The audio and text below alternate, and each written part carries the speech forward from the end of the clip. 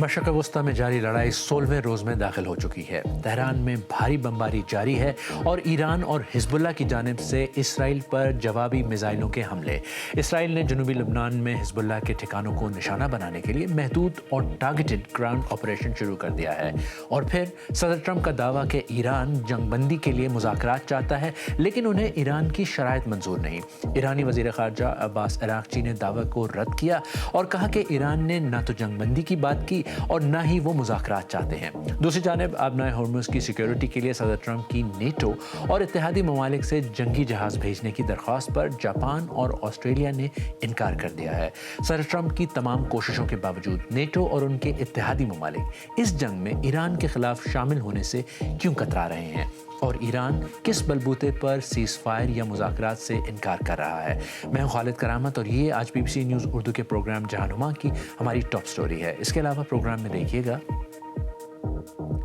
Dubai में हुक्काम के मुताबिक ड्रोन से मुताल्लिक वाक़ये के बाद एहतियाती इक़दाम के तौर पर दुबई इंटरनेशनल एयरपोर्ट पर परवाज़ें आर्ज़ी तौर पर मुअत्तल कर दी गई हैं। ईरान का जवाबी हमलों के लिए मुसलसल शाहिद ड्रोन्स का इस्तेमाल। ऐसे एक ड्रोन को रोकने के लिए $40 लाख का मिसाइल इस्तेमाल होता है और अब तक तकरीबन 800 मिसाइल चल चुके हैं। ईरान का ये सस्ता हथियार किस तरह इस तनाज़े की शक्ल बदल रहा है। ईरान में अमेरिका और इसराइल की जंग के नतीजे में ईरान की आबनाए होर्मुज़ को ब्लॉक करने की स्ट्रैटेजी ने दुनिया की मईशत को हिला कर रख दिया है। सदर ट्रंप ने कहा है कि उन्होंने आबनाए होर्मुज़ के तहफ़्फ़ुज़ के लिए चीन समेत 7 ममालिक से रब्ता किया है। साथ ही उन्होंने धमकी दी है कि अगर नेटो ममालिक ने उनका साथ नहीं दिया तो उनके मुस्तकबिल के लिए बहुत बुरा होगा। सदर ट्रंप ने चीन को भी धमकी दी कि अगर उन्होंने आबनाए होर्मुज़ को महफूज बनाने के लिए मदद नहीं भेजी तो वो सदर शी जिनपिंग के साथ मुलाकात मुलतवी कर सकते हैं। इन सब वार्निंग्स के बावजूद जापान, ऑस्ट्रेलिया और फ्रांस ने आबनाए होर्मुज़ की सिक्योरिटी के लिए अपने जहाज़ भेजने से इनकार कर दिया है, जबकि चीन ने जंग में शामिल तमाम फरीकों से फ़ौजी कार्रवाइयाँ फौरी बंद करने का मुतालबा किया है। जापान जो मशरक़ वस्ती से आने वाले तेल पर बहुत ज़्यादा इन्हिसार करता है, बहरान के जवाब में अपने हंगामी ज़खायर रिलीज़ करने वाला G7 रुकन ममालिक का पहला मुल्क बन गया है। इब्तिदा में 15 दिन के बराबर तेल मार्केट में फ़राहम किया जाएगा ताकि कीमतों को मुस्तहकम करने की कोशिश की जा सके। वैसे जापान के पास मजमूई तौर पर 200 दिन से ज़्यादा के तेल के ज़खायर मौजूद हैं। उधर इसराइली फ़ौज का कहना है कि उसने ईरान के मुख्तलिफ़ शहरों में हमलों की एक वसी पैमाने की नई लहर शुरू कर दी है। टेलीग्राम पर जारी एक बयान में इसराइली फ़ौज ने कहा है कि तेहरान, शिराज़ और तब्रेज़ में ईरानी हुकूमत के बुनियादी ढांचे को निशाना बनाया जा रहा है। दूसरी तरफ खलीजी ममालिक में भी रात भर ईरान के हमलों की इतलात आती रही हैं। मज़ीद तफ़सीलात बता रहे हैं गज़नफ़र हैदर। 2 हफ्तों से ज़्यादा अरसा गुजरने के बावजूद इस जंग के खात्मे के आसार दिखाई नहीं दे रहे। ये सवाल अब भी बरकरार है कि ये तनाज़ा कब तक जारी रहेगा और इसके असरात कितनी दूर तक जाएंगे। वाशिंगटन वापस जाते हुए जहाज़ में सदर डोनाल्ड ट्रंप ने कहा कि अमेरिका ने अब दीगर ममालिक से मदद मांगी है ताकि आबनाए होर्मुज़ में जहाज़रानी दोबारा बहाल की जा सके। हम हमेशा नेटो के साथ खड़े रहे हैं। हम यूक्रेन के मामले में भी उनकी मदद कर रहे हैं। इसलिए ये देखना दिलचस्प होगा कि ऐसा कौन सा मुल्क है जो आबनाए होर्मुज़ को खुले रखने के छोटे से काम में भी हमारी मदद नहीं करेगा।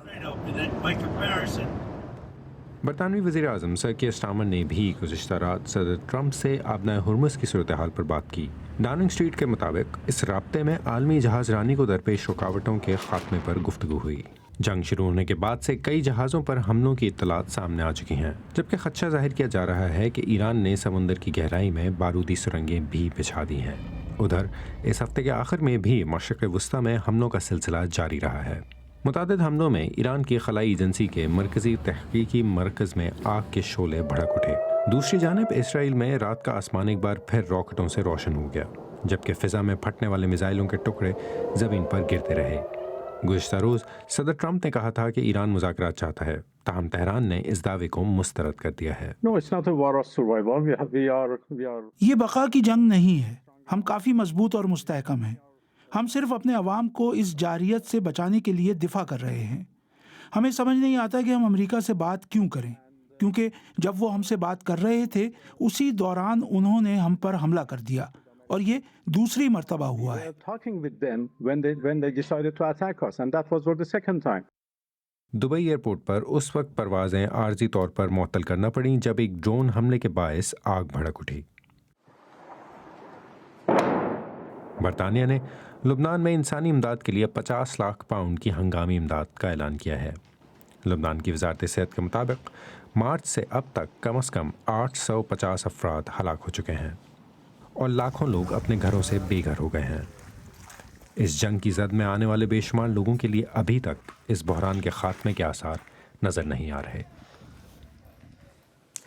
اسرائیلی فوج کا کہنا ہے کہ اس نے جنوبی لبنان میں حزب اللہ کے ٹھکانوں کے خلاف محدود زمینی کارروائی شروع کر دی ہے۔ ان کا مقصد سرحد کے قریب ایک حفاظتی بفر زون کو مضبوط بنانا ہے۔ یہ کارروائیاں شدید فضائی حملوں اور گولہ باری کے بعد شروع کی گئی ہیں، جبکہ اسرائیلی فوجی دستے پہلے ہی لبنان کی سرحد کے قریب تعینات تھے۔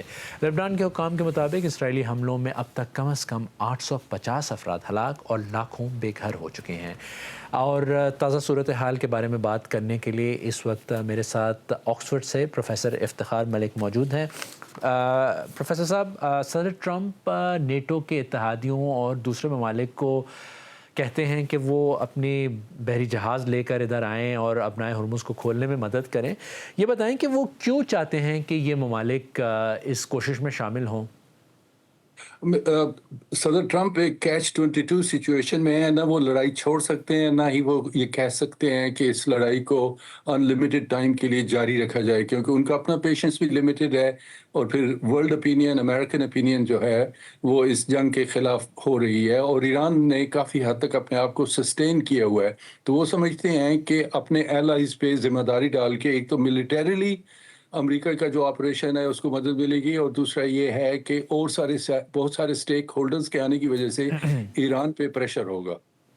تو یہ ان کی ایک پالیٹکس آف نروز بھی چل رہی ہے، ایک سائیکولوجیکل وارفیئر بھی چل رہا ہے، لیکن لگتا یہی ہے کہ صدر ٹرمپ جو ہیں وہ ایک اپنے آپ کو گہری اور کمپلیکس سچویشن میں پا رہے ہیں، اور وہ باہر نکلنے کے لیے اپنے ہواریوں کو، اپنے ایلائز کو دیکھنے کی کوشش کر رہے ہیں، لیکن انہیں کسی طرف سے پازیٹیو رسپانس نہیں مل رہا۔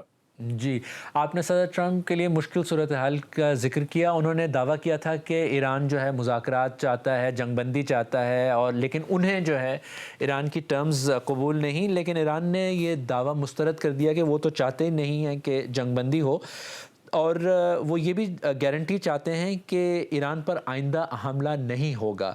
یہ بتائیے کہ ایران کس بلبوتے پر یہ بات کر رہا ہے؟ دونوں طرف ٹرسٹ ڈیفیسٹ ہے، اور یہ پچھلے کئی دہائیوں سے چل رہا ہے۔ تو اور جو نیگوسیشنز ہو رہے تھے اور پھر اچانک اسرائیل اور امریکہ نے ایران پہ حملہ کر دیا، تو تھوڑا بہت جو ٹرسٹ تھا پولیٹیکل پروسیسز پہ وہ ختم ہو گیا ہے۔ اور ایران کی سب سے بڑی میرے خیال میں اس میں پازیٹیو صورتحال یہ ہے کہ اگر وہ اس لڑائی کو مزید سسٹین کریں تو ٹرمپ پہ اندرونی اور بیرونی پریشر جو ہے بڑھ جائے گا۔ تو ایرانیز جو ہیں وہ ٹائم لے رہے ہیں، اور وہ سمجھتے ہیں کہ کافی حد تک وہ ڈرون وارفیئر سے اور گلف کی پالیٹکس سے پریشر ڈال سکتے ہیں، کیونکہ اکانومیز جو ہیں خاص طور پہ گلف ریجن میں وہ کافی حد تک مفلوج ہو گئی ہیں۔ حالانکہ ایرانی سلیکٹیو پیسیج دے رہے ہیں گلف سے، لیکن میرے خیال میں وہ باقی جو پریزیڈنٹ ٹرمپ کے ایلائز ہیں وہ سمجھتے ہیں کہ اگر انہوں نے پریزیڈنٹ ٹرمپ کے ساتھ ملیٹریلی الائنس کیا تو وہ اس سے افیکٹ ہوں گے۔ تو ایک سلیکٹیو قسم کی جو ریلیشن شپ ہے ایران کی باقی کنٹریز کے ساتھ جاری ہے، لیکن مینلی جیسے میں نے کہا کہ یہ وار آف نروز ہے، اور دونوں طرف سے ایک دوسرے کو اعصابی طریقے سے نیچے لگانے کی کوشش ہو رہی ہے، لیکن اس سے جو ورلڈ اکانومی مجروح ہو رہی ہے، اور ساتھ ہی ساتھ احساب جو ہیں وہ اپنا وہ جواب دے رہے ہیں۔ تو اس لیے میرے خیال میں کافی ڈیسائسو قسم کی سٹیج میں ہم پہنچ چکے ہیں۔ پروفیسر افتخار ملک، ہم سے بات کرنے کا بہت بہت شکریہ۔ دبئی میں حکام اسے ڈرون سے متعلق واقعہ کہہ رہے ہیں، ایک ایسا واقعہ جس کی وجہ سے ایئرپورٹ پر آگ لگی اور دبئی سے آنے جانے والی تمام فلائٹس عارضی طور پر معطل کرنا پڑی۔ تفصیلات ٹرینڈنگ میں۔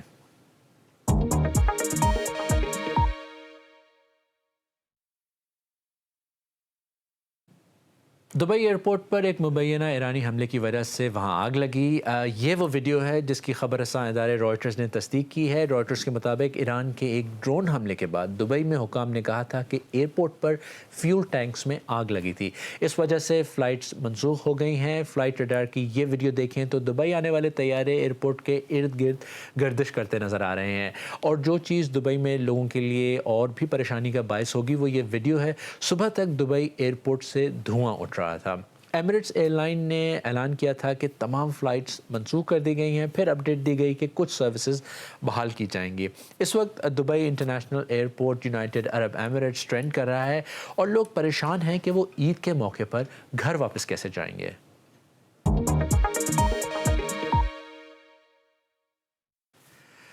मशरिक़ वस्ती की हालिया जंग में ईरान के शाहिद ड्रोन्स ने अपने से कहीं ज़्यादा ताकतवर जंगी साजो सामान रखने वाले ममालिक को कामयाबी से निशाना बनाया। बहरीन, मुत्तहिदा अरब अमारात, कुवैत, कतर और सऊदी अरब सभी ईरानी ड्रोनी हमलों की जद में आ चुके हैं।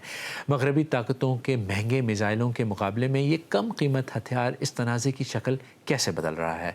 तफसीलात के साथ नादिया सुलेमान। आने वाली ये मखसूस आवाज़ शाहिद ड्रोन की है और ये शायद इस जंग में ईरान की फौजी हिकमत अमली का सबसे अहम हथियार है। शाहिद ड्रोन, जिसे खुदकुश ड्रोन भी कहा जाता है, एक मिशन के लिए बनाया गया है। किसी हदफ की तरफ बरह रास्त परवाज करना और धमाके से तबाह हो जाना। ईरान की जानिब से 2000 की दहाई के आगाज में तैयार किए गए ये ड्रोन निस्बतन सादा टेक्नोलॉजी पर मुश्तमिल हैं और ज्यादा तेज रफ्तार नहीं, लेकिन इसके बावजूद मुहलिक साबित हो रहे हैं। बहरीन में अमरीकी नेवी के 5वें बीड़े, दुबई के पाम जमीरा में एक होटल और सऊदी अरब की सबसे बड़ी तेल की रिफाइनरी रास तनूरा, ये सब ईरानी शाही ड्रोन्स के हमलों से निशाना बने हैं। 28 फरवरी के बाद से ईरान ने हजारों शाही ड्रोन्स दागे हैं और फौरी तौर पर इन हमलों के रुकने का इम्कान बहुत कम है, क्योंकि इन ड्रोन्स की तैयारी न सिर्फ बहुत आसान है बल्कि सस्ती भी है। रिवायती मिसाइल बनाने में जो लाखों डॉलर दरकार होते हैं, इसके मुकाबले में एक शाही ड्रोन की कीमत तकरीबन 20,000 से 50,000 डॉलर के दरमियान है। ये ड्रोन तकरीबन 30 से 50 किलोग्राम तक वॉरहेड ले जा सकता है, जो रिवायती बैलिस्टिक मिसाइल के मुकाबले में बहुत कम है, लेकिन फिर भी इतना ताकतवर है कि वो हवाई अड्डों, ईंधन के डिपो, रेडार साइट्स और रेजिडेंशियल टावर जैसे अहम अहदाफ को तबाह कर सके। चूँकि इसकी तैयारी तेज और बड़ी तादाद में मुमकिन है, ईरान को एक कम लागत वाला ऑप्शन मिल जाता है जिससे वो लड़ाई जारी रख सकता है। रूस ने सबसे पहले शाही ड्रोन्स को यूक्रेन के खिलाफ अपनी जंग में इस्तेमाल किया और अब ये इन ड्रोन्स की सबसे बड़ी पैदावार करने वाला मुल्क बन चुका है। अमेरिका ने भी शाही ड्रोन्स का अपना वर्जन तैयार किया है, जिसे लोकस कहा जाता है। छोटा शाहिद 131 तकरीबन 1.5 मीटर लंबा है, जबकि बड़ा शाहिद 136 तकरीबन 1.5 से 3 मीटर लंबा है, जो आम कमर्शियल ड्रोन से काफी बड़ा है। लेकिन अमेरिकी लड़ाका ड्रोन्स MQ-9 रीपर के मुकाबले में बहुत सादा है। ये शाही ड्रोन आम कमर्शियल ड्रोन्स की तरह रिमोट कंट्रोल से नहीं उड़ता, बल्कि हदफ के GPS कोऑर्डिनेट्स पहले से प्रोग्राम कर दिए जाते हैं और ये एक छोटे प्रोपेलर इंजन के साथ एक मुकर्रर रास्ते पर निचली परवास करता है और कम बुलंदी पर उड़ाने के बाइस ये वही मखसूस आवाज पैदा करता है जिससे इसे उड़ते हुए पहचाना जा सकता है। इन ड्रोन्स की रेंज तकरीबन 1000 से 2500 किलोमीटर तक पहुंच सकती है, जिससे ईरान को खलीज और अपनी सरहदों से बहुत दूर अहदाफ तक हमला करने की सलाहियत मिलती है। शाही ड्रोन को इतना मौसर बनाने वाली बात यह है कि ये लागत के तवाजुन को बदल देता है। ड्रोन की कम बुलंदी पर परवास और लंबी साख्त इसे उन रेडार सिस्टम्स के लिए पकड़ना मुश्किल बना देती है जो मिसाइल्स को निशाना बनाने के लिए बनाए गए हैं। इसके नतीजे में इन्हें मार गिराना महंगा पड़ता है। अमरीकी और इस्राएली इंटरसेप्टर मिसाइल्स की हर लॉन्च की कीमत लाखों डॉलर्स है, जो इस ड्रोन की कीमत से कहीं ज्यादा है, जिसे वो रोकने की कोशिश कर रहे हैं। और ईरान अमूमन इन्हें अकेला इस्तेमाल नहीं करता। ये ड्रोन्स अक्सर बड़ी तादाद में एक साथ लॉन्च किए जाते हैं ताकि दिफाई निजामों पर इतना दबाव डाला जाए कि उनके लिए सबको रोकना नामुमकिन हो जाए। एक पुरानी फजाइया के साथ जिसके लड़ाका तैयारे पुराने हैं और मिसाइलों का महदूद जखीरा है, शाही ड्रोन ईरान के लिए एक मौसर हथियार साबित हुआ है। जल्द तैयार होने वाला, सस्ता बनने वाला और जिसको रोकना महंगा पड़ता है। मैं हूं खालिद करामत और आप देख रहे हैं BBC न्यूज़ उर्दू का प्रोग्राम जहानुमा। अब एक नज़र डालते हैं दुनिया भर की बाकी खबरों पर। पाकिस्तान और अफगानिस्तान के दरमियान जारी तनाज़े के दौरान सरहदी इलाकों में शेलिंग की इतलात हैं। इतवार को पेश आने वाले वाक़े में अफगान साइड की जानिब से फायर किया गया मुबैना गोला बाजोड़ के सालारज़ई इलाके में एक घर पर आकर गिरा। अफगानिस्तान में तालिबान हुकूमत का इल्ज़ाम है कि पाकिस्तानी हुकाम उनके शहरियों को निशाना बना रहे हैं, जबकि पाकिस्तानी हुकूमत इन इल्ज़ामात की तरदीद करती है। इंडियन हुकूमत का कहना है कि ईरान के साथ बराह रास्त बातचीत की वजह से इंडियन बहरी जहाज़ों को अपनाए हुर्मुज़ से गुजरने में मदद मिली है। इंडिया में घरों में इस्तेमाल होने वाली लिक्विड पेट्रोलियम गैस का लगभग 60% दरामद किया जाता है। इनमें 90% सप्लाई खलीजी ममालिक बशमूल सऊदी अरब और मुत्तहिदा अरब अमारात से आती है। ईरान के खिलाफ जंग की शुरुआत में दोहा की मशहूर सूक वाकिफ मार्केट तकरीबन खाली हो गई थी। खित्ते के लोग ईरान के जवाबी हमलों से हैरान थे। अब तक खलीजी ममालिक में कम अज़ कम 18 अफराद हलाक हो चुके हैं, लेकिन कतर में मौजूद अमरीकी हवाई अड्डे निशाने पर थे। उनको दिफाई निज़ाम ने रोक लिया और मुल्क में किसी हलाकत की इत्तला नहीं मिली। अब जबकि ये जंग तीसरे हफ्ते में दाखिल हो रही है और ईद आने वाली है, तो दोहा की सबसे मशहूर मार्केट दोबारा मसरूफ़ नज़र आने लगी है। ये सूख वाकिफ है जो दोहा की सबसे मशहूर मार्केट है। जब हम जंग के आगाज में यहाँ आए थे तो ये तकरीबन खाली थी। अब आप देख सकते हैं कि यहाँ इर्द गिर्द बहुत से लोग मौजूद हैं। हमलों का इब्तदाई खौफ अब खत्म हो चुका है। एक तरह से यहाँ हालात के मामूल पर आने का एहसास होता है।